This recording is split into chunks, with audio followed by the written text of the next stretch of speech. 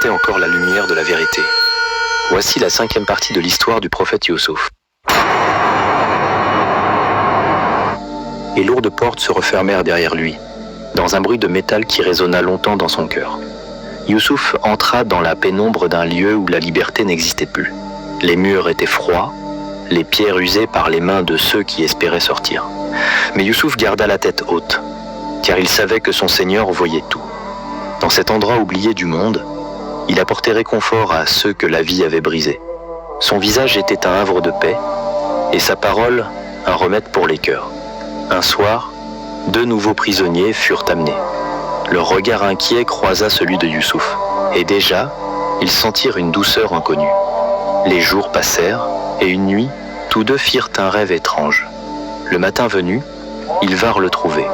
L'un dit, « J'ai rêvé que je pressais du raisin pour le vin du roi. » L'autre dit, « Moi, je portais sur la tête du pain dont les oiseaux venaient manger. » Youssouf écouta attentivement. Puis, avec calme, il parla de celui qui connaît l'invisible. Il rappela que toute sagesse vient d'Allah. Au premier, il annonça « Tu seras libéré, et tu serviras à nouveau le roi. Au second, tu seras exécuté, et les oiseaux mangeront de ta tête. » Puis il tourna vers celui qui allait être sauvé. « Quand tu seras auprès du roi, parle de moi, rappelle-lui mon innocence. » Les jours s'écoulèrent, le premier fut libéré, le second conduit vers son destin. Mais l'homme libre oublia Youssouf. Les années passèrent, les saisons changèrent derrière les barreaux.